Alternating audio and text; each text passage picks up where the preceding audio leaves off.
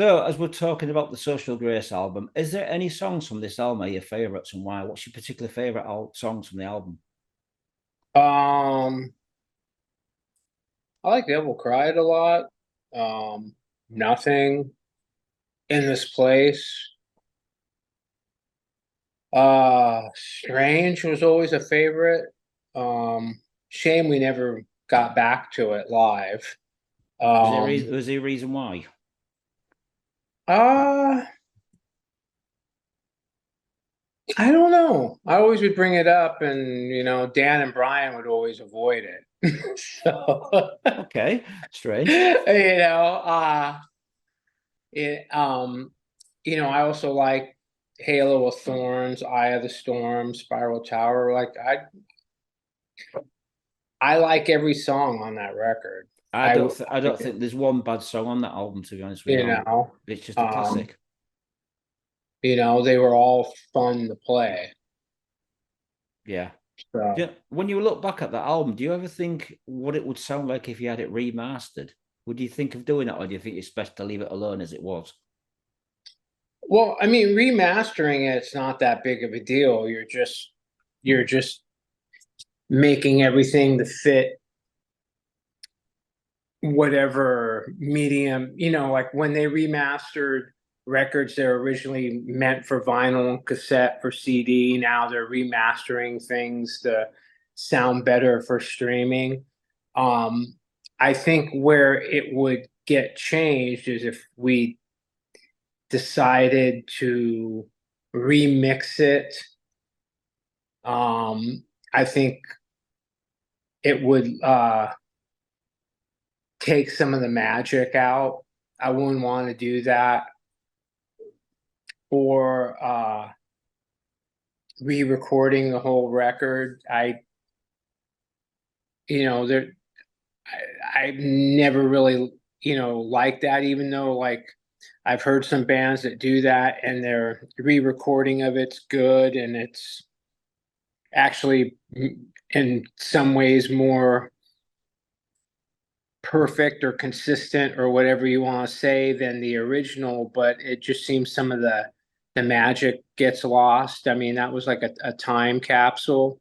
I mean, I would have loved if we could have done the album in its entirety live and put out some sort of live record. I mean, that's one thing that I wish that I always felt that was missing from us. Every like classic band that I grew up loving all had that amazing live record. Kiss did it with Kiss Alive, Judas Priest did it with Unleashed in the East, Rush, Exit Stage Left. Um, those are all live albums that I listen to quite regularly. Oh, can't forget AC/DC's If You Want Blood. I mean, those are killer. I mean, the second album, Into the Everflow, that you approached Ralph Hubert from Mekon Delta. Just tell me briefly a little bit about that album. Was that a successful album for you? It did well. I I think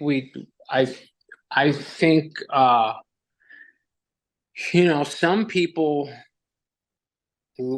consider Everflow to be the one over Social Grace. There's a lot of people Really? that are all, yeah, there's a lot of those people out there, that's their favorite record. Usually you always hear Social Grace or Everflow. It did real well for us. We did sell more of that record than the first one. Um, and it was cool working with Ralph.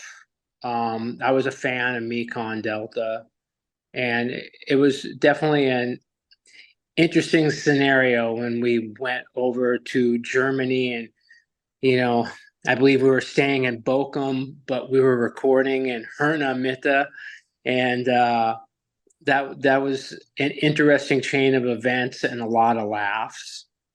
You know, uh, but yeah, some people claim that is the record. I'll tell you what though, after I listened to the final mix, I was bummed when I first heard it. I was just like, oh no, I wasn't happy with it. But later on, I ended up really loving it. I think it sounds more of the way the band sounds live.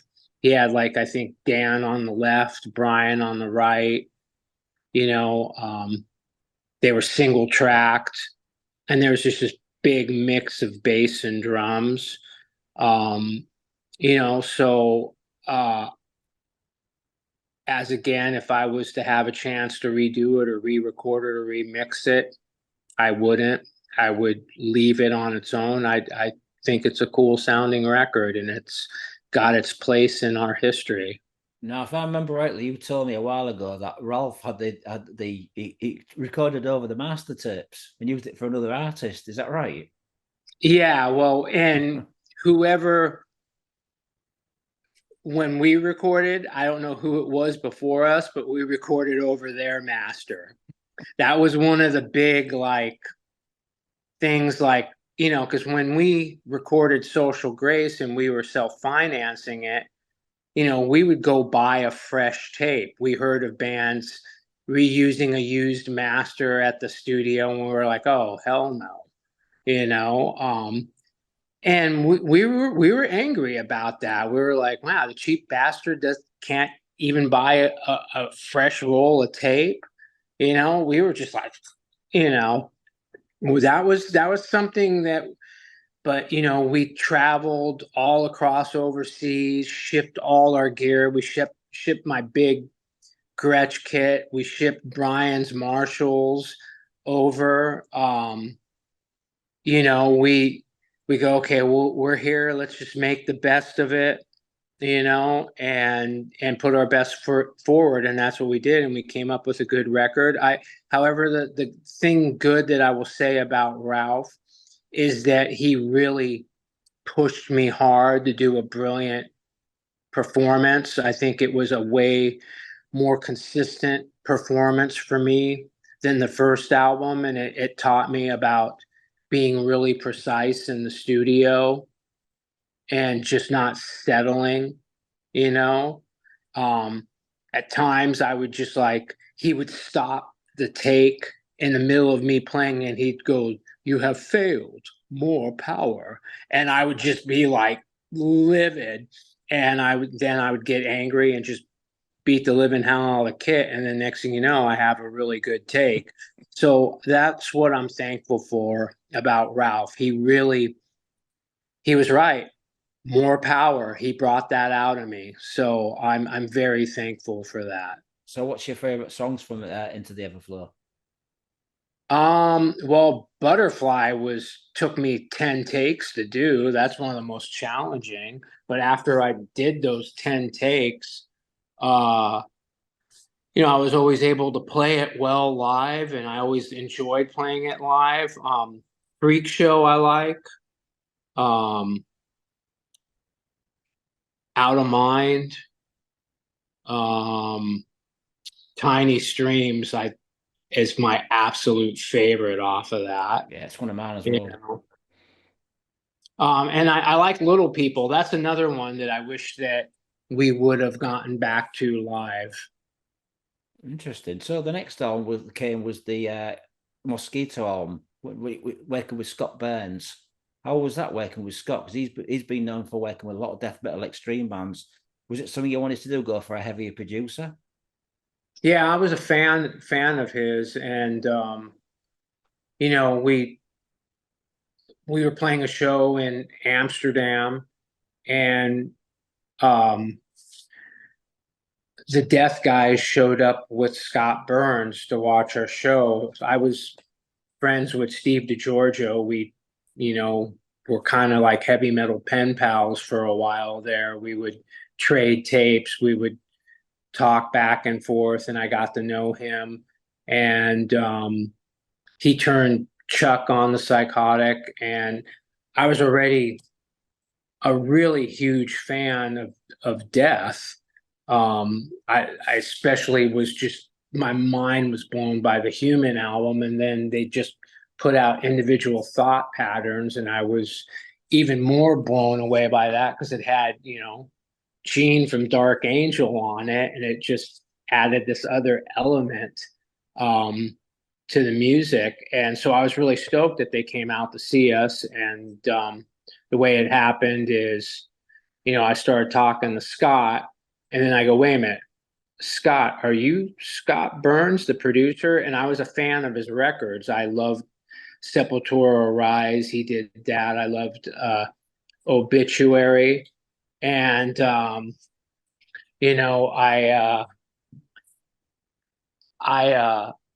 said, hey, we're working on a new album. I go, we would love to work with you.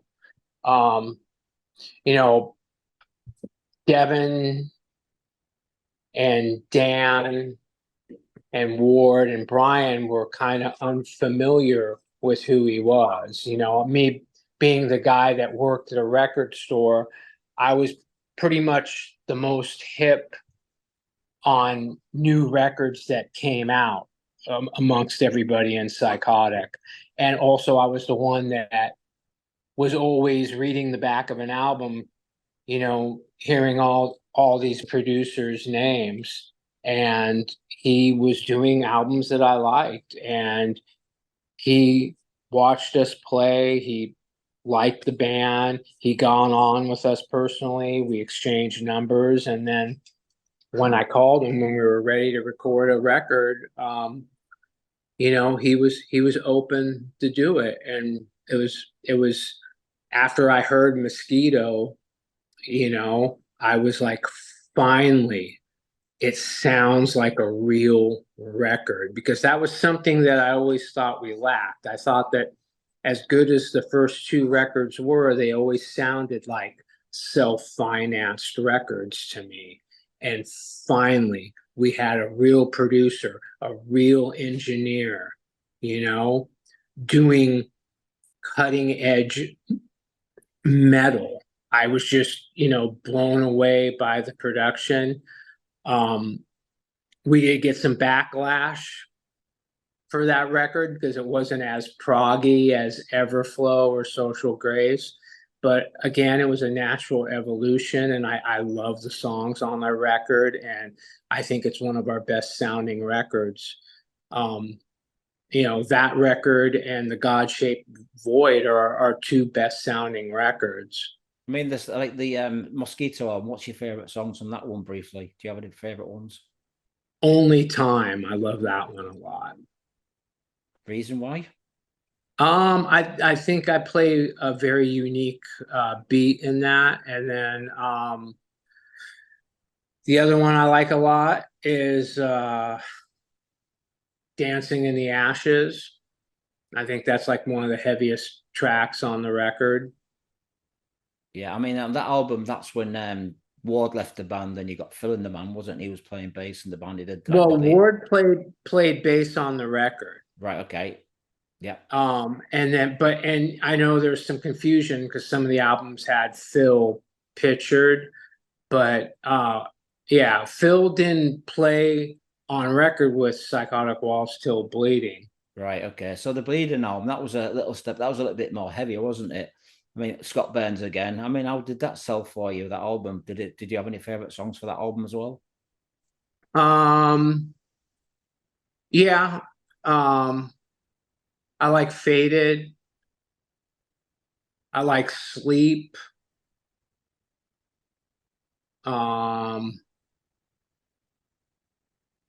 Skeleton's another one I think's real good.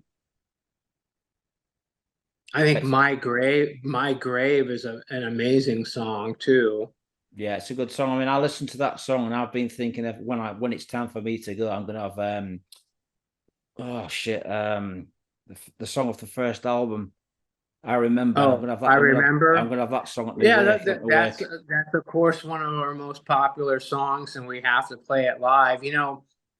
I remember and My Grave are the same type of song, but I actually think My Grave, I like that one better than I Remember. But everybody loves I Remember, and It's always a good reaction when we play it, and we try to put our best foot forward every time we play it live.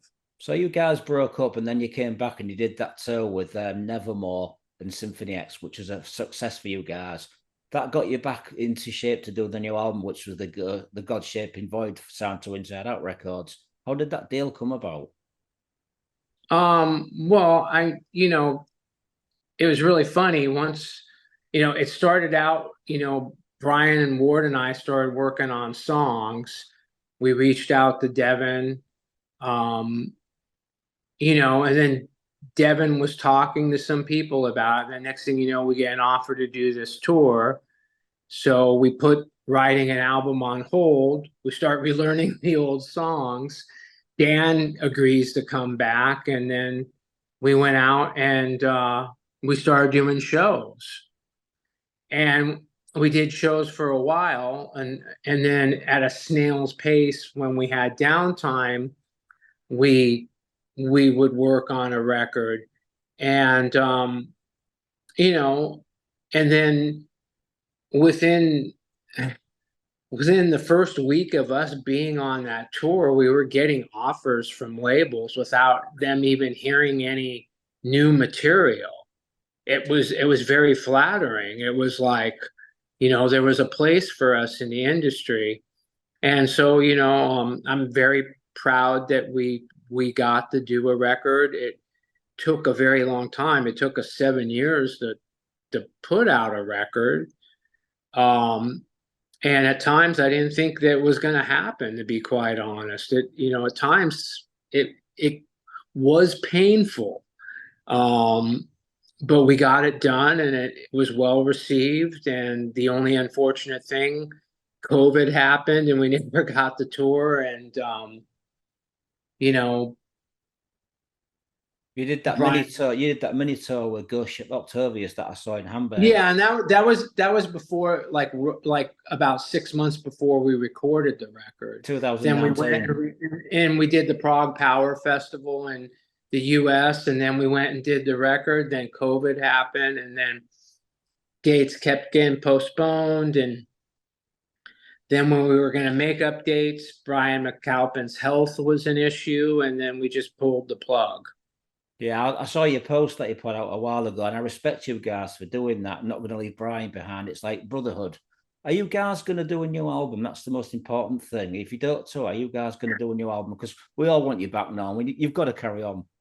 Well, my feeling on it, I would love to do a new record, but I don't, and I know this is going to sound screwed, but I don't see a point in doing a new record if we're not going to go out and play live. I really don't. And that's the way I feel about it. You know,